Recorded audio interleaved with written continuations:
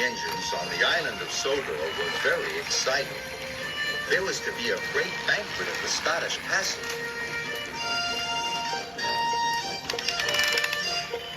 Henry loved going to the Scottish castle because on the way he puffed past his favorite tree. The tall pine tree towered above the rest of the forest. Henry always stopped to look at it. Seeing the tall pine tree standing tall and proud made Henry very happy. Henry arrived at the Scottish castle. Sir Topham Hatt was waiting for him. "Their castle's flagpole is old and about to break," he said. "Henry, I need you to collect a new flagpole from the docks in time for the banquet." "Yes, sir," puffed Henry. When Henry puffed into the docks, he couldn't see the tall flagpole anywhere. He looked around for something tall. He looked above the coal cars, but there was nothing tall there. He looked at an old ship.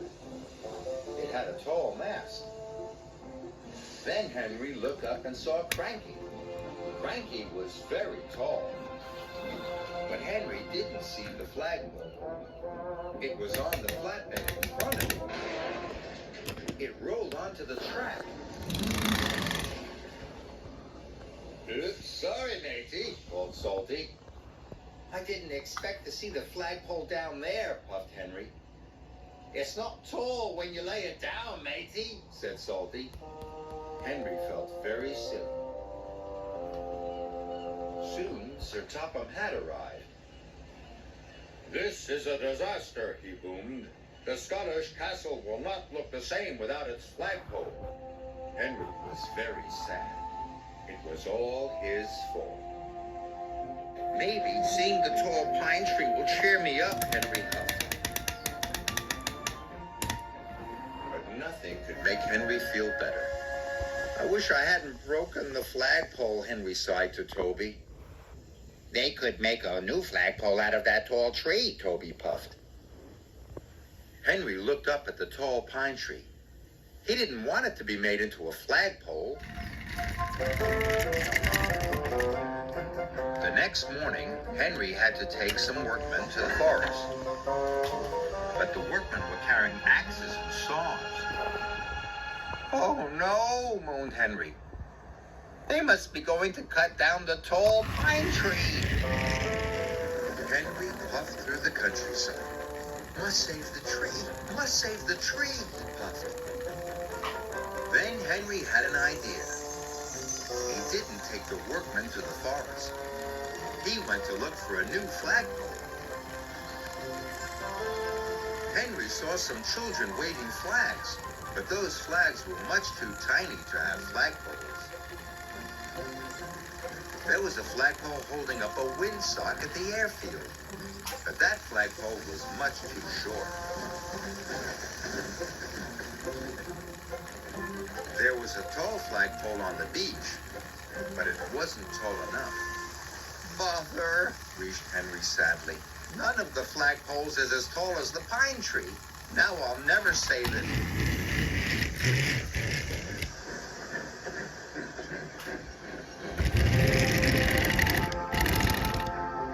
That evening, Sir Topham Hatt came to see Henry at the sheds. "Henry, those workmen had a very important job to do. You have caused confusion and delay," Sir Topham Hatt said sternly. "Tomorrow, you will collect coal, and Edward will take the workmen to the forest." The next day, Henry was collecting the coal when Thomas arrived.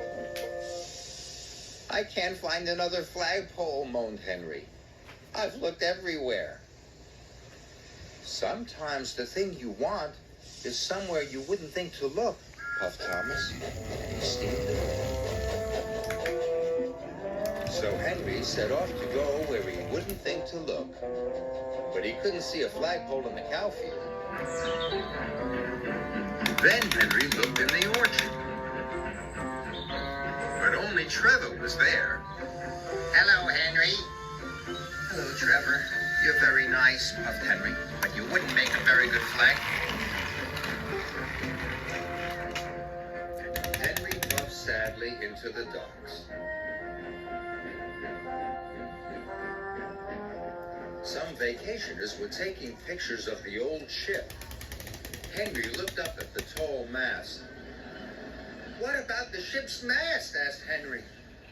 "It's to be chopped up and used for firewood, me hearty," said Salty. "But it will be perfect for the castle flagpole," Henry chuffed. "Then you best take it quickly, matey," said Salty. Cranky soon lowered the mast onto the flatbed.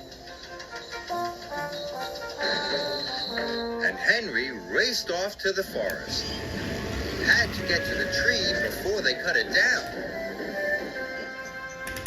When Henry pulled into the forest, the tall pine tree was still there, and so was Sir Topham Hatt. "Please don't cut down the tall pine tree, sir," chuffed Henry. "I think this ship's mast would make a very good flagpole." "I would never cut the tall pine tree down," said Sir Topham Hatt. "The workmen are only here to collect some firewood. We always have a roaring fire at the Scottish Castle banquet." Henry was so happy it made his axles tingle. That night the flag was hoisted on the old ship's mast. It looked wonderful. Henry thought it was the nicest thing he had ever seen. Except for the tall pine tree.